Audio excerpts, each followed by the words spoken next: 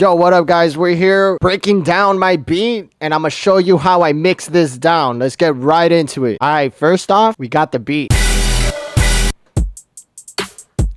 See, I used processed beats, so you don't really need to mix down much except for, you know, setting up the volumes of the beats, of the drums. I like to keep my drums below 12 dB, because when I go to master it, it'll give it that headroom to bring out all the other sounds too as well, right? So like I got the kick, I have a little EQ on the kick, cut off some of that deep low end of the kick. See? Without it, and now with it. See, I just cut out a little bit so the bass can bleed through. Then we got my snare hits aren't really EQ because they're already processed. You can get them off of Splice. Splice usually has processed samples. See, I layered my snare. You gotta layer the snare. It just makes it sound so much bigger. Look, that's the layer under. This is the layer on top. A little trap snare and a dubstep snare at the same time. Pretty dope. Pretty dope. And then we got the rim shots. Everything is not processed because everything's already processed, so I don't put any EQs or anything on it. I just set the volumes right. We got the bass. The bass is two layers. I usually layer my beats like this. I sidechain. So I go and I sidechain my reese bass. I use Serum for my for this bass. Oh, this was not even sidechain actually.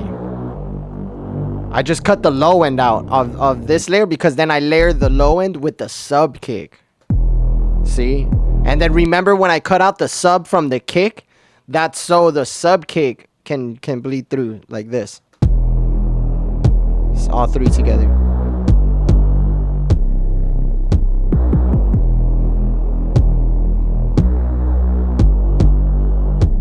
Cool, right? And then I have a drum VST for the rock drum, which gives the beat that extra rock vibe. See? Right? And then together with the bass and the trap drums. See? It gives it that rock. It sounds like a rock song.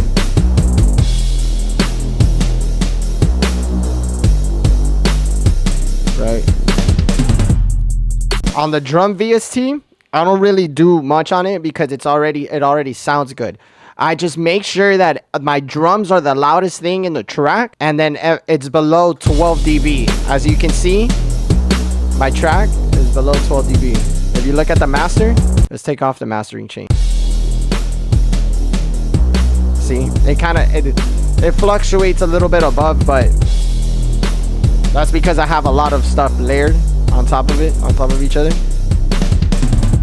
But on the mixing right here, I usually keep everything below 12 dB. The kick drum is the loudest thing in the track. Okay, so I keep the kick drum at 12 dB. See? I have a snare hit that goes a little bit above 12 because I wanted to snap. All right, now we're moving on to the guitars. So I play the guitar. Like all my guitars are recorded, and I record my guitars. I record 2 layers of the same thing, so then I can layer them. Don't copy and paste it down.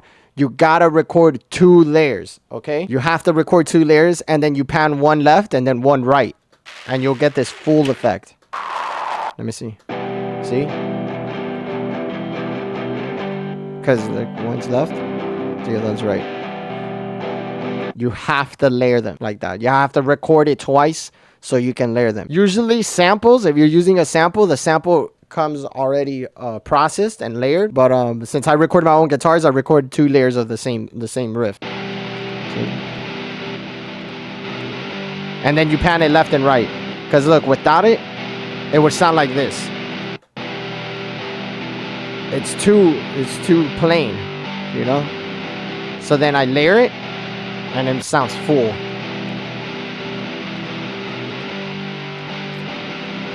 And then on the guitars, I have a little EQ and a compressor. I EQ all the way up to 196 hertz. Get a little bit of that mid-range low end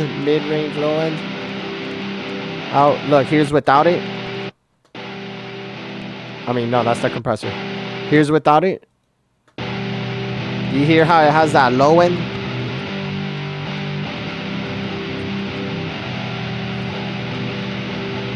Yeah, you want to EQ that out so it doesn't mud up your mix when you have the bass. So when we play the bass together, see how clean it sounds? It gives it that space in the mix. Here's without it and the bass. See how it muds up the mix? Yeah, so you want to cut that out. And then for the compressor, I keep it tight.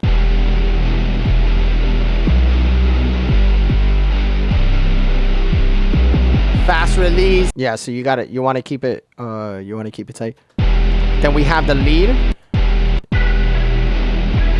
For the lead, I EQ. Look, I have the lead is already processed through Guitar Rig, and it's a high lead. But usually, what you want to do is cut out a lot of that mid range. Here, let me see if I can just drop an EQ. I'll show you. Look, you drop an EQ. See how I have it above the mid range right here. Usually, I would cut it all the way up to here. But this sounds specifically in Guitar Rig, I have it already cranked like that. So I don't put it in this one specific. And then I also record a bass track. This one's a little dirty, you know. This is what gives my guitars that extra oomph. So look.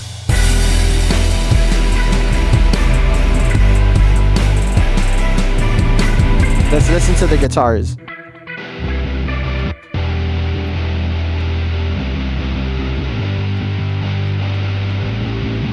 And that bass is a low end bass.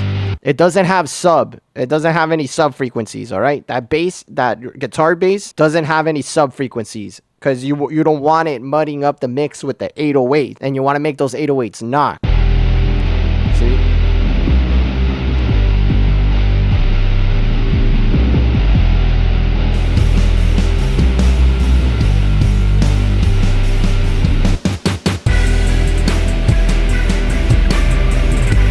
Then we got the soundscapes and sample. Usually, depending on the sound that I'm using, you hear how this is like a crystal clear high-end sound. See where it is in the mix? What you want to do is you want to have the sounds in each place. Like right here, you use this grid.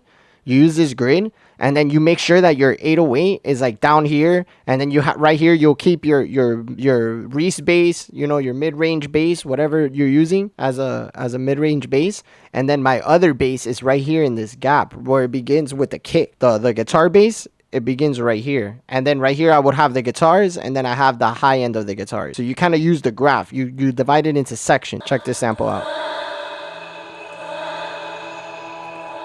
All these sounds are already processed, so they don't have any EQs. But when you go to process it, oh, this one has an EQ. See, so I kept it. You see where I keep it on this range with the synths? All the synths are around that range. See? So then when you have the guitars,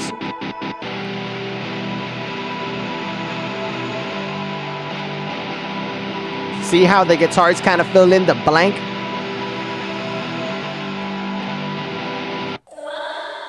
And then for the sample, I didn't really EQ it at all because I wanted it to stand out a lot.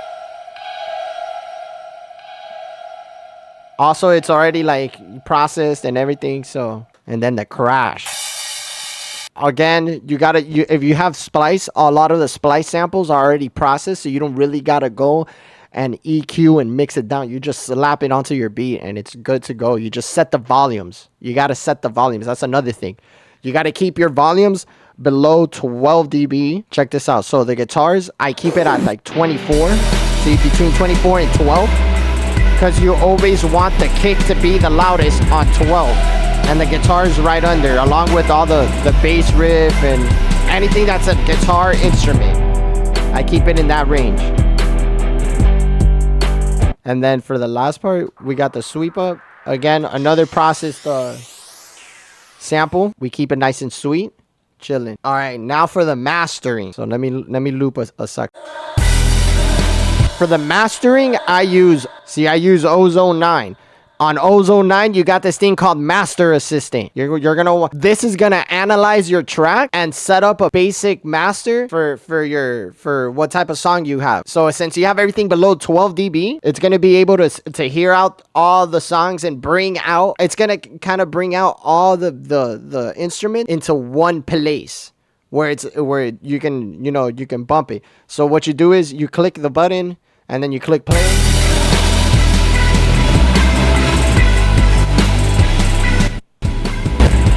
It's gonna analyze your track. Okay, you see how I set up the limiter and everything?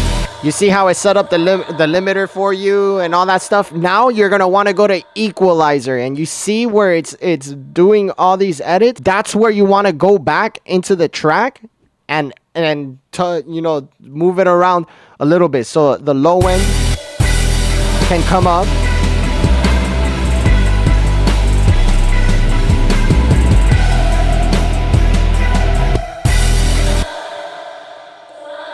The low end can come up a little bit. I mean, no. You know what? The low end can go down. We're gonna bring it down because that's down. You want to do what it's telling you. So we have too much low end. We have too much low end in the track.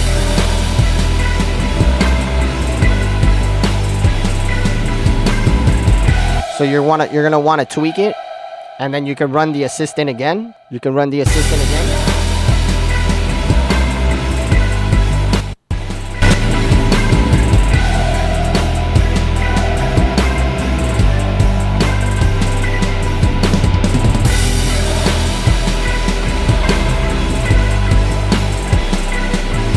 And the mid-range. So we're gonna go to that bass that's in that range, which is this one right here.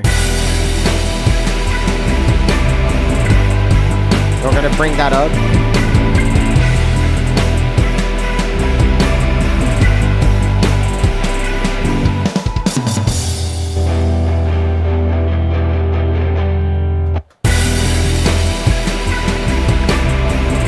And now we're gonna run the assistant one more time.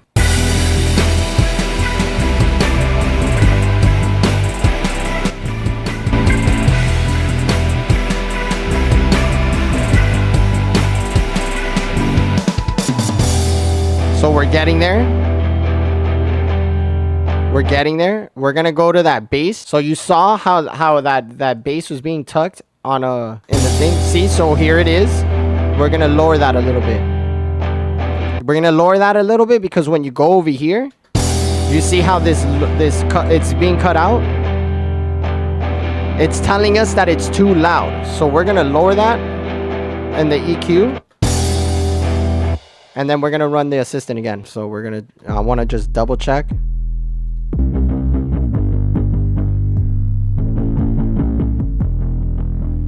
We're gonna lower that a little bit, go back. So you wanna get a nice little slope going. All right, we're gonna master this again.